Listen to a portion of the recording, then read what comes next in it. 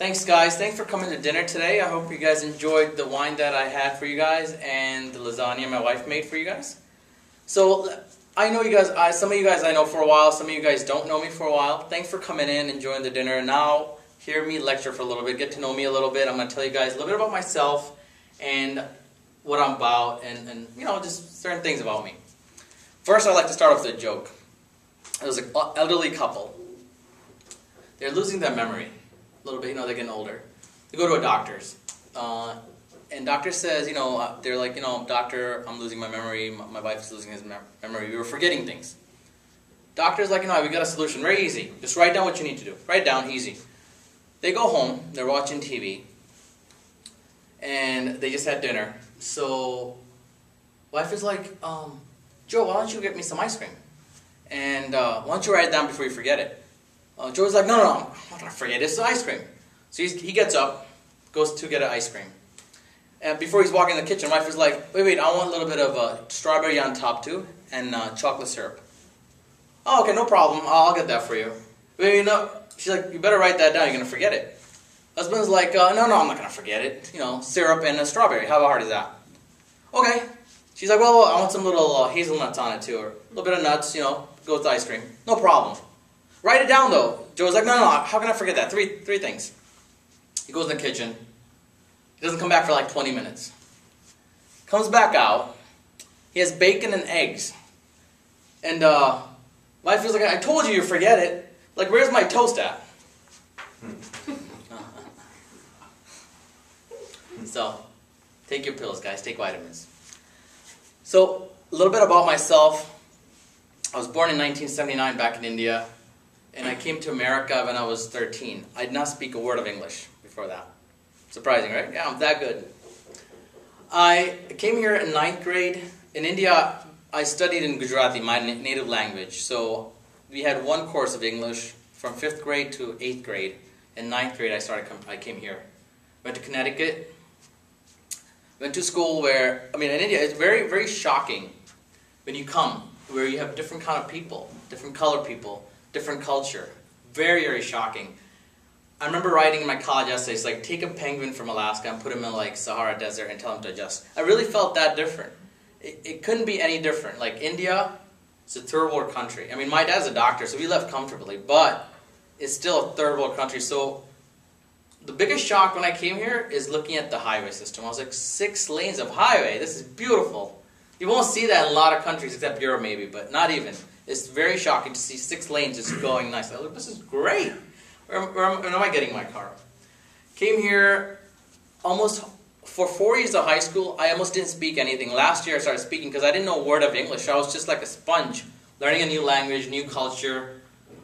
Believe it or not, watching TV helped me a lot.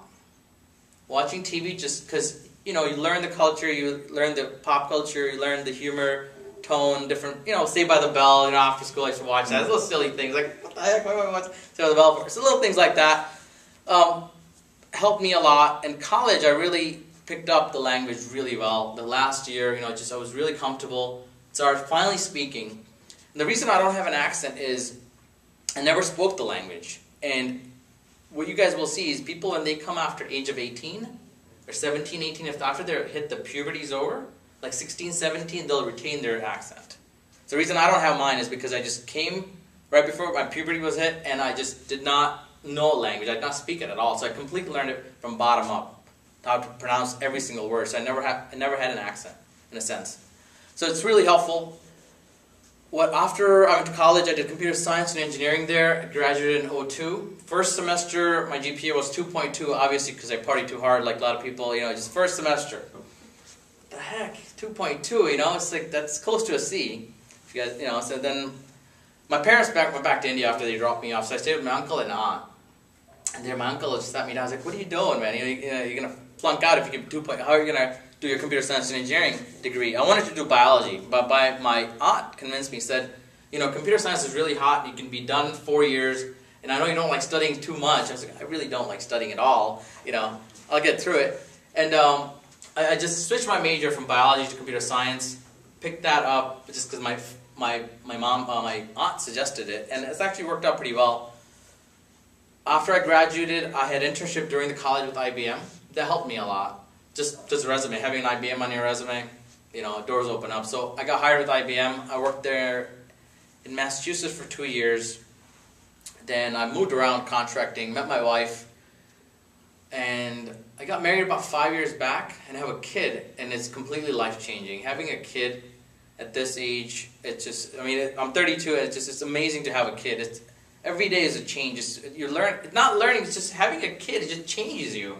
I don't know, for me, it's just like, I can't even describe in words unless you have a kid. Especially when, I'm like, this morning, he woke me up at 4, and it just, picking him up, and I was just like, I have a kid, it still hasn't sunk in after 6 months yet, and it's really mind-blowing. I'm sure a lot of you guys have a kid, but me, myself, it's just like, it hasn't sunk in yet. It's a shock when I look at a kid. I love him, but shock isn't sunk in all the way, and it's a ride. It's really a ride.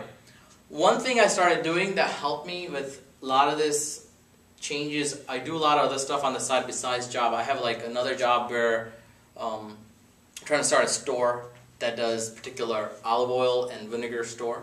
It's flavored olive oil infused store. So that's the side project I'm working with my brother-in-law on. And I also sell hotel furniture on the side. So I have a lot of stuff going. And to calm my mind, one thing I guys do, it helps me a lot, is I meditate in the morning for 10 to 15 minutes. It's actually it's nothing to do with religion at all. It's just basically a mental exercise, like working your muscle.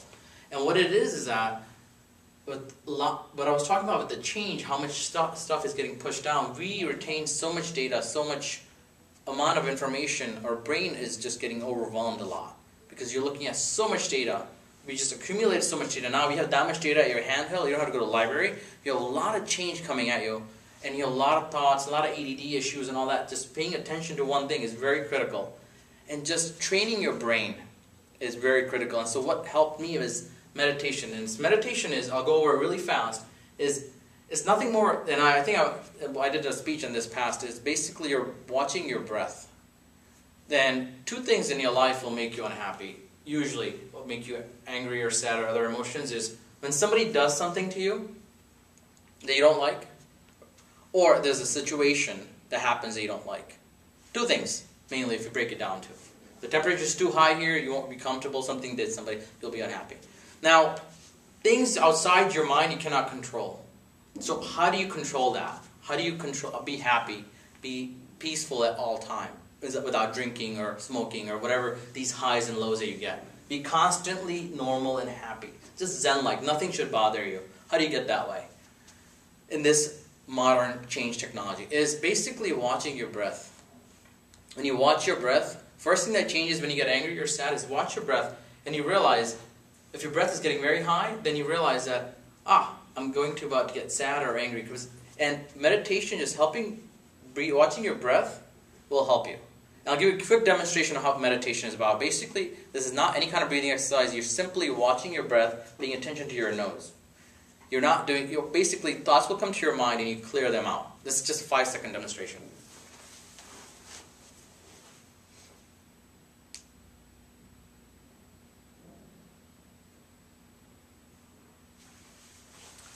So what I did there is basically watch my own breath and watch only my breath. Any thoughts that come to my head, I try to clear them out and let them clear them and just basically try to go back to your breath.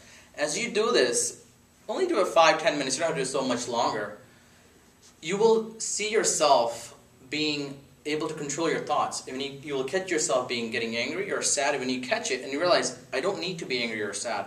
And I'm doing that a lot more, and I'm becoming really happy, guys. So, as a friend, I want you guys to try out just 5 minutes. Just listen to your breath, and see what kind of thoughts will come to you. It will come to you all the time, and you basically catch it and release them. And that, I found myself to be really happy and peaceful. And so I want to share that with you guys. Hopefully, you guys will implement that. And please deposit $5 for the dinner right there you guys ate. So, that being said, thanks, guys, and drive safe.